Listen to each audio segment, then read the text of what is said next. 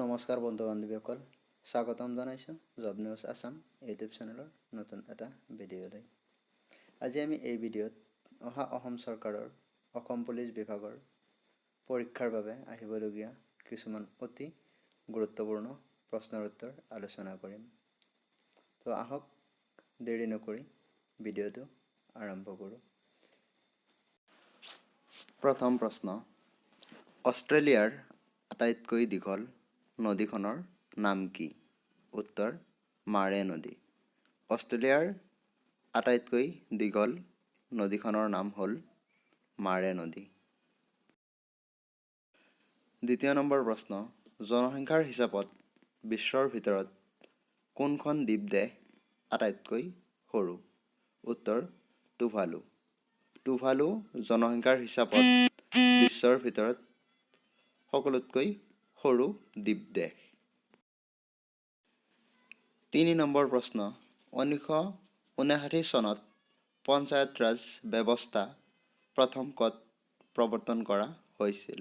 উত্তৰ ৰাজস্থান। ৰাজস্থানত 1959 চনত প্ৰথম পঞ্চায়তী ৰাজ ব্যৱস্থা প্ৰৱৰ্তন কৰা হৈছিল। 4 নম্বৰ প্ৰশ্ন, মহাসাগৰে পৃথিৱীৰ পৃষ্ঠৰ ভাগৰ কিমান শতাংশ আৱৰি আছে? উত্তৰ মহাসাগৰে পৃথিৱী পৃষ্ঠৰ 71% আৱৰি আছে। 5 নম্বৰ প্ৰশ্ন, সৌৰকোষ তৈয়াৰ কৰাত কোনটো মৌল ব্যৱহাৰ কৰা হয়? উত্তৰ চিলিকন। সৌৰকোষ তৈয়াৰ কৰাত চিলিকন নামৰ মৌল ব্যৱহাৰ কৰা হয়। 6 নম্বৰ প্ৰশ্ন, ক্ষেত্ৰফলৰ ফালৰ পৰা বিশ্বৰ দ্বিতীয় বৃহত্তম মহাসাগৰ কোনখন? উত্তৰ আটলাণ্টিক মহাসাগৰ। আটলাণ্টিক মহাসাগৰত বিশ্বৰ দ্বিতীয় বৃহত্তম মহাসাগৰ। 7 নম্বৰ প্ৰশ্ন, আমিৰ খুশ্ৰৌ কোন দিল্লী চুলতানৰ দৰবাৰৰ কবি আছিল? উত্তৰ আলাউদ্দিন খিলজী।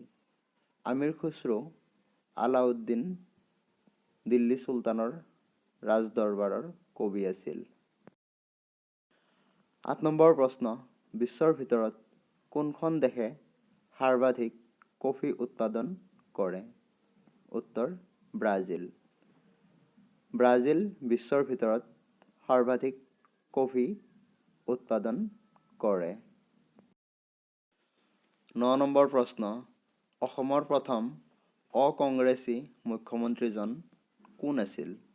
উত্তৰ গোপাল বৰবৰা। গোপাল বৰবৰা অসমৰ প্ৰথম অকংগ্ৰেছী মুখ্যমন্ত্ৰী আছিল। 10 নম্বৰ প্ৰশ্ন, জনসংখ্যাৰ ভিত্তিত অসমৰ দ্বিতীয় বৃহৎ জনজাতি কোনটো? উত্তৰ মিচিং। মিচিং অসমৰ ভিতৰত জনসংখ্যাৰ ভিত্তিত দ্বিতীয় বৃহত্তম জনজাতি। 11 নম্বৰ প্ৰশ্ন, নালন্দা বিশ্ববিদ্যালয় কোন গুপ্ত শাসকে প্ৰতিষ্ঠা কৰিছিল? উত্তৰ কুমাৰগুপ্ত। কুমাৰগুপ্তই নালন্দা বিশ্ববিদ্যালয় প্ৰতিষ্ঠা কৰিছিল। 12 নম্বৰ প্ৰশ্ন, কিমান চনত ভাৰতৰ ৰাজধানী কলিকতাৰ পৰা দিল্লীলৈ হস্তান্তৰ কৰা হৈছিল?